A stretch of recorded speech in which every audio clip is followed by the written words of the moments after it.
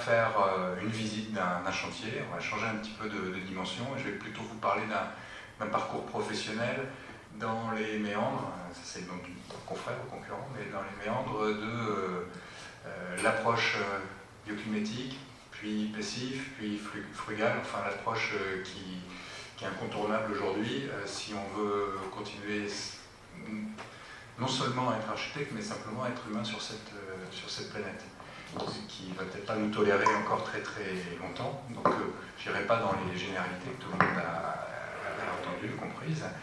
Je pense que ce qui était très important dans ce qu'on vient d'entendre aussi, c'est qu'avant de parler de bien construire, il faut se poser la question de est-ce qu'il faut vraiment construire. Alors on passe notre temps à se mettre des balles dans le pied et par rapport à nos professions, mais la vraie responsabilité, elle est d'abord celle-ci. Alors, est-ce qu'il faut construire? Est-ce qu'il faut construire autant? Est-ce qu'on ne peut pas effectivement réutiliser? Et mon expérience personnelle, en fait, elle commence à naître là, parce que finalement, ces réflexions-là, qui étaient profondes et qui étaient avant tout des réflexions citoyennes, avant d'être des réflexions d'architectes, elles m'ont mené localement à engager des combats politiques et associatifs, notamment pour empêcher la démolition à Chartres d'un hôtel de ville de 1960, en parfait état structurel, qui n'avait jamais subi de travaux, donc qui n'était plus alors, ni à la mode, parce qu'évidemment le patrimoine, quand ça a moins de 100 ans, ça vaut rien, mais qui avait été très très bien dessiné. Il ressemble à celui du Havre, à peu de choses près, avec des bétons en agrégat de pierre de Berchères, c'est-à-dire qui avait exactement la même couleur que la cathédrale. Bon, c'était un bâtiment que j'ai appris à découvrir à ce moment-là. On a perdu à la cour d'appel du TA pour des raisons obscures. Bref, ça a été démoli. Ça fait 5 ans que c'est démarré, c'est toujours pas fini le nouveau high-tech, avec des façades absolument identiques, nord, sud, est, ouest, et des volets qui vont très très bien réagir aux différences de température avec les doubles façades, etc. Mais cette position-là a bien failli me coûter mon activité professionnelle, parce que dans une agglo de 70 communes, quand le président vous a dans le nez, c'est terminé. Et d'un autre côté, ça m'a filé un coup de pied au cul, pour me dire, maintenant que tu t'es sorti du bois, il faut y aller à fond, sinon il faut transformer l'essai. Alors on avait déjà une pratique, mais moi j'avais du mal à aller dans l'exploration et dans l'innovation tant que je n'avais pas mes 10-12 ans d'expérience, notamment en ERP, en habitat, etc. Mais la confiance venant, l'équipe prenant aussi de la force, on a décidé à ce moment-là d'aller plus radicalement dans cette voie, et notamment d'aller au-delà de notre territoire. Et il fallait, au-delà de notre territoire, pouvoir se distinguer. À ce moment-là, j'ai fait aussi la rencontre avec Corentin Desmichel, qui n'est pas là ce soir, mais que vous avez déjà peut-être croisé dans des soirées comparables, qui a fait partie des premiers expérimentateurs et rédacteurs des règles professionnelles de l'utilisation de la paille, qui n'avait pas, lui, de son côté, d'expérience en ERP.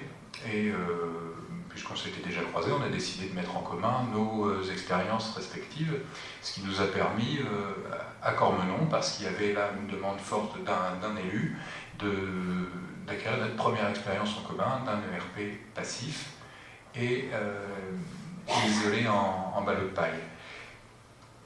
On a construit ensemble un certain nombre on a construit une compétences et des références, notamment en ERP ensemble, là où il y avait soit un appétit initial, alors ça c'est notre dernière réalisation à Courtenay, aux confins de la Bourgogne, dans le département, pour un pôle associatif.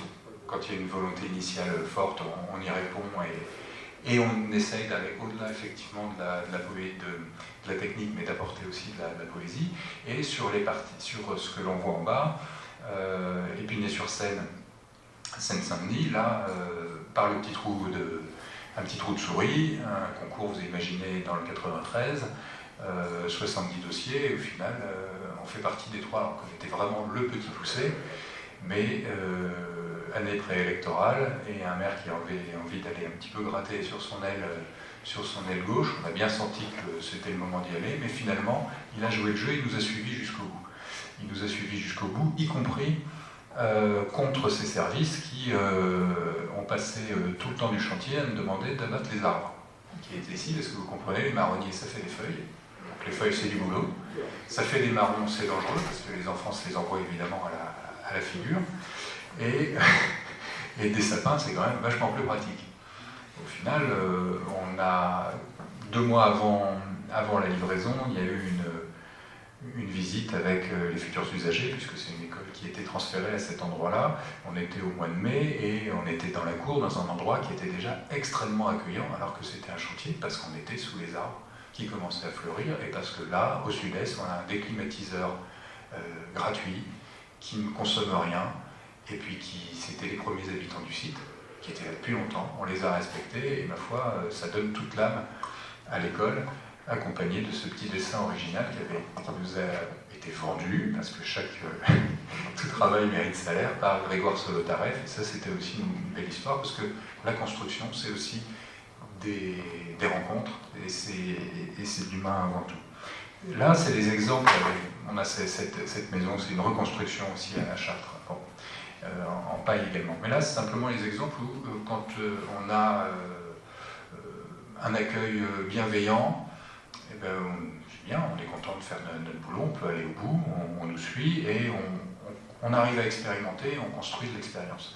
Maintenant, ce qui m'intéresse de vous expliquer, c'est comment, quand on est malgré tout dans un territoire qui est plutôt conservateur, du point de vue des collectivités, on peut, par la bande, on peut faire de la contrebande, mais il ne faut surtout pas en parler au début. Malgré tout, on s'appuie sur ces références parce que c'est encore une école, c'est encore un pôle culturel, et comme on arrive à les sortir passifs dans leur budget initial, on sait qu'on peut y aller ensuite, parce qu'à partir du moment où on est dans les temps et on est dans le prix, et que vous êtes à peu près sympathique et que vous répondez au programme, les gens sont prêts à vous suivre. Si en plus peuvent s'appuyer sur l'exemplarité de la réalisation pour dire vous voyez chez moi ça se passe pas pareil qu'ailleurs, ils sont gagnants sur tous les plans. Donc en y allant sur la pointe des pieds, on peut y arriver. Alors, allons-y. Donc voilà, les contrebandiers du biosourcé. Ces exemples-là, alors dès qu'on sort de l'agglo, bizarrement, on travaille. Donc, notamment dans le Drouet. Tout ça, pratiquement, c'est plutôt donc, entre Chartres et la région parisienne. Là, c'est une maison totalement en ossature, à la place d'un pavillon, alors là, des années 80, conventionnel, qu'il a fallu détruire, parce que ça a rendu toute la famille malade, les fondations complètement lézardées, des problèmes d'asthme, etc. Arrêté de péril, et évidemment, ils ne voulaient plus entendre parler de constructeurs. Là, le champ libre, mais sans idée non plus au départ de biosourcé. Ici, une salle des fêtes communale dans un village qui marque un signal très très fort à l'entrée avec une toiture végétalisée qu'on ne voit pas, parce que là, c'est les arbres qui sont derrière, c'est pas la toiture qui a un peu trop poussé. Une autre salle polyvalente ici, alors avec aussi, notamment quand on est avec les collectivités, ce souci, il ne faut pas aller forcément toujours à fond dans toutes les directions. Il faut que les gens aient le temps de se faire à l'idée, de travailler autrement, et surtout, il faut leur permettre d'avoir des bâtiments qui vieillissent bien et le bon matériau au bon endroit, avec des choses finalement simples, mais qu'on peut réinterpréter pour créer de la beauté, pour créer, c'est vous qui jugez, mais pour créer surtout de l'événement et des repères dans le paysage. Là, c'est une salle des fêtes qui était de 1960, on a totalement réhabillé et retravaillé du point de vue de l'approche bioclimatique. C'était un bloc de béton absolu. La commande, c'était vous allez nous faire une toiture à 45 degrés et de la petite tuile comme l'église qui n'est pas très loin parce que c'est classé. Et heureusement, de temps en temps, on a des ABF aussi qui sont à l'écoute, qui nous disent mais non, culturellement, on a construit comme ça à ce moment-là, on va assumer, mais on va maintenant améliorer et tout à l'extérieur pour conserver le bénéfice du matériau béton. Le béton est là. Ça y est, on a dépensé l'énergie pour le fabriquer, on ne va pas en dépenser en plus pour le détruire, ça tient debout, c'est solide et ça va nous apporter de l'inertie pour les 50 ans à venir. On fait un manteau autour et tout le monde est content Et au lieu de se refaire un doublage en placo qui est abîmé à la première table qui bouge, etc., on a quelque chose qui est durable à 200%. Ça, c'est un petit exemple qui me plaît beaucoup parce que là, on a des métiers où on crée de temps en temps des amitiés, des complicités avec des artisans, avec des entrepreneurs qui ont toujours un service à nous demander. Nous aussi, on a des services à leur demander. Alors, quand on vient me demander une signature de permis pour des Algeco, je suis un peu embêté. Là, c'était le cas pour une boîte de travaux publics pour faire sur le terrain, son dépôt, ses bureaux. Mais lorsqu'il m'a montré, puisque aujourd'hui, malgré tout, même si on est souvent en déclou, on a des réglementations thermiques. Quand on fait des bureaux, il faut être RT 2012. Quand vous allez chez Algeco et que vous demandez les bâtiments, enfin des modules RT 2012, ça coûte cher. Alors vous dites oui, c'est très rapide. Alors, il m'a donné son devis, je suis allé voir mes artisans habituels, et on a réussi en ossature et en boîte de cellulose et en laine de bois à sortir en 4 mois un petit siège au même prix. Et je peux vous dire qu'en termes d'image, ils ne communiquent pas de la même manière là que depuis l'intérieur de ces Algeco. Et en termes de confort, c'est encore autre chose, imaginez-le bien. Et là, c'est un drame personnel. On a remplacé un bâtiment de 1930, neuf. C'est pour vous montrer aussi que on est tous confrontés à des contradictions parfois difficiles. Collège de centre-ville à Dreux, décrété pour ce bâtiment-là impropre à l'évolution réglementaire, accessibilité, etc., mais en parfait état, Art déco, 1939, briques pleines, des murs de 45 cm, un chef-d'œuvre en soi. Évidemment, c'est un concours.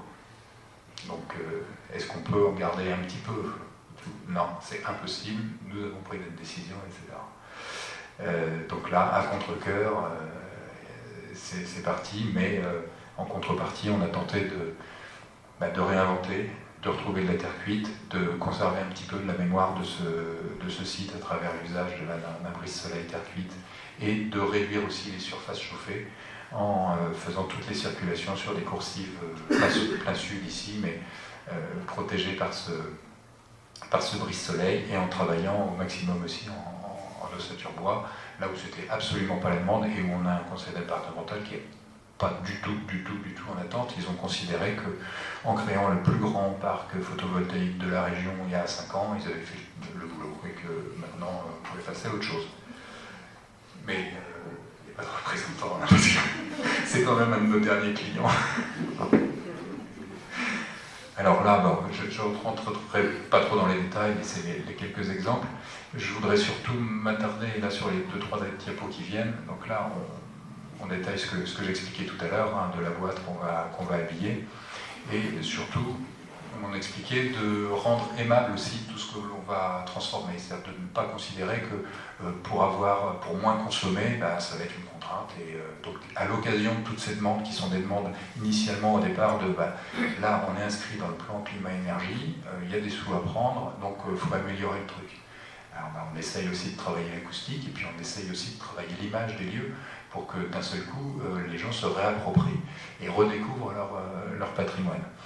Et ce qui m'intéresse là de développer, c'est ce qu'on a fait en plafond ici. Sur toutes ces salles de communes, je retravaille les volumes, enfin nous retravaillons les volumes, et l'acoustique qui est essentielle au bien partagé dans ces lieux, et essentiellement avec du bois. Et à chaque fois, suite à l'appel d'offres, mon menuisier m'apporte un échantillon de chez je ne sais pas quel... j'ai le catalogue, j'ai le choix, etc. Et je dis, non, c'est pas bien compris, on ne va pas travailler comme ça. Moi, je veux que vous me le fabriquiez. Alors ça fait un peu la grimace au départ. On fait des prototypes, on travaille ensemble. Et à la fin, c'est les premiers à prendre des rendez-vous avec les clients pour aller leur montrer. Parce que d'une part, ils sont finalement super fiers de refabriquer des choses. Et puis surtout, ils ont gagné plus de ronds. Ils me le disent discrètement vers la fin. Et puis d'un seul coup, ils découvrent que, parce qu'évidemment, on a des exigences feu, etc. Qu'à 10 km de chez eux, il y a une boîte qui fait ça. Et qui fait ça pour des clients qui sont de toute la France, mais ils ne savent pas quelle est la boîte. Donc on renoue tout ça et finalement ça rend les choses un petit peu plus simples. Là, on intègre la totalité de l'éclairage, hein, qu'on ne voit pas lorsqu'il est éteint. On fait travailler les gens ensemble aussi, on a intérêt à ce qu'ils s'entendent bien. Mais lorsque le résultat est là, même chose ici. Ici, c'est la totalité de la voûte sont que des modules fabriqués en atelier à 5 km du chantier, avec un Douglas raboté. La provenance exacte, je ne sais pas, mais ça, on se baisse, on en trouve. Et là, vous avez à la fois la ventilation, l'éclairage et la sonorisation aussi à l'intérieur. Alors là, ce qui a été important surtout, c'est le facteur temps. C'est-à-dire quand on a commencé, alors il faut avoir, c'est des communes rurales, hein, donc moi je rends quand même hommage à ces élus qui à un moment donné, et là c'est vraiment des affaires de confiance. Ils disent allez-y, et oui, il faut être un peu gonflé quand même, mais encore une fois, quand on est dans le prix, ça marche. Et je lui dis, il y a une seule chose que je vous demande, à partir du moment où on a commencé, ne me parlez pas de délai. Ça prendra le temps que ça prendra. Laissez-leur faire leur travail du mieux qu'ils savent le faire, mais tranquillement. Et au final, on a un résultat satisfaisant. Bon, ça c'est ce dont je vous ai parlé tout à l'heure, avec les coursives ici. Et on arrive à la fin. Alors, en conclusion de tout cela, quand on arrive avec le sourire, quand on dit à peu près oui à tout ce qu'on nous a demandé sur le programme, etc., on a la place, et même d'un point de vue économique aujourd'hui, pour peu qu'on se creuse un peu la tête, pour peu qu'on identifie les acteurs, qu'on les accompagne aussi, parce qu'il y a des habitudes, des mauvaises habitudes, des automatismes à aller chercher ce que le négoce vous propose, que le dernier commercial est passé vendre avec un tas de saloperies, etc. Il y a plein de gens qui sont prêts à se laisser bousculer parce qu'au fond d'eux-mêmes, ils n'y vont pas directement, mais au fond d'eux-mêmes, si on me pousse un peu, je veux bien faire partie du mouvement. Maintenant, il n'en reste pas moins que je pense que la vraie question, c'est combien je construis, comment je peux réutiliser. Bon, là, c'est fondamental. Donc on accompagnera par les techniques, par la connaissance, la manière de mieux le faire, mais je pense qu'on ne pourra pas dépasser cela, et qu'aujourd'hui, les enjeux sont tels que c'est effectivement, comme tu le disais Alain, une question même directement politique, où il va falloir tordre le bras à certaines mauvaises habitudes, et ça ne fera pas plaisir à tout le monde, mais c'est pas grave, on s'adaptera, on s'est adapté à un tas de trucs. En 41 ou 46, c'est 41, juste après Pearl Harbor, aux États-Unis, en 6 mois, l'économie complète s'est retournée. C'était une économie d'American Way of Life qui démarrait. On l'a interrompu pendant 4-5 ans. Il y avait des tickets de rationnement aux États-Unis. Plus personne s'achetait une voiture, plus personne, parce que oui, c'était le danger fasciste, c'était la mort au tournant, si on veut. Aujourd'hui, la problématique, c'est que tout ce qui change, c'est que vous avez la capacité d'aller prendre des cafés en terrasse au mois d'octobre. Alors c'est super cool, et il y a plein de gens aujourd'hui qui l'abordent un peu comme ça. Donc c'est insidieux, c'est pas directement, mais dès qu'on y réfléchit un petit peu, c'est extrêmement inquiétant, et à mon avis, c'est le même niveau de danger pour l'humanité au sens avec un grand H. Maintenant, dans notre, et là, c'est la dernière dimension dont on n'a pas tellement parlé, c'est que je pense qu'il y a une composante dans ce qui nous menace aujourd'hui, c'est la fascination pour la vitesse. Le temps qu'on n'a plus, qu'on ne nous donne pas, etc. Et que tout ce qu'on a vu, ce que vous avez présenté, ce qu'on essaye de faire, ça demande du temps. Et le temps, je dis à mes clients, le temps, c'est pas un ennemi. Le temps, c'est un allié pour faire des bons choix, pour ne pas se précipiter à tout changer dans la maison, alors que finalement, c'est peut-être à soi de s'adapter un petit peu par rapport à un existant. Et puis quand on veut faire les choses bien, avec les artisans qu'il faut aussi accompagner, etc., il nous faut ce temps-là. Il nous faut ce temps-là pour réfléchir, pour prendre les bonnes décisions, pour expérimenter, pour avoir le droit de se tromper un petit peu, Et il y a une illusion que c'est pas, il vaut mieux peut-être perdre un an pour parfaitement améliorer ou isoler un bâtiment que de le faire 6 mois plus tôt, mais que ce soit une épave 10 ans après, qu'on ne sache pas s'en servir ou qu'on soit complètement planté. Ça, aujourd'hui, compte tenu des échéances électorales, etc., c'est quelque chose qui reste encore très, très difficile à faire admettre. C'est notre grande bagarre. Les derniers élus avec qui je travaille dans le Loir-et-Cher et qui ont d'excellentes intentions, je passe leur temps.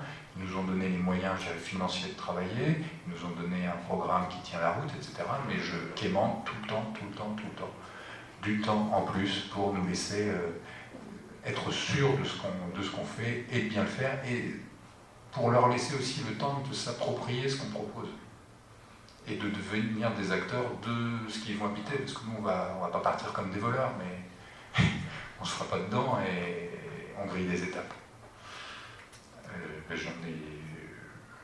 J'en ai terminé.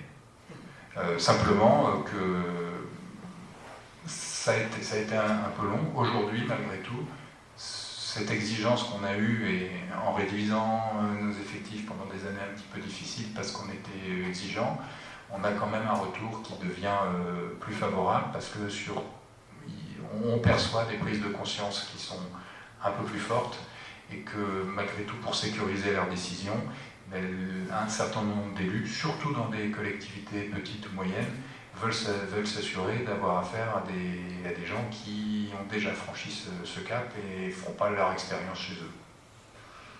Voilà, merci. Merci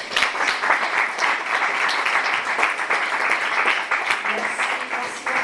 Enfin, on a bien compris que l'intervention n'est pas seulement à une échelle, mais à toutes les échelles, si un changement devrait se faire.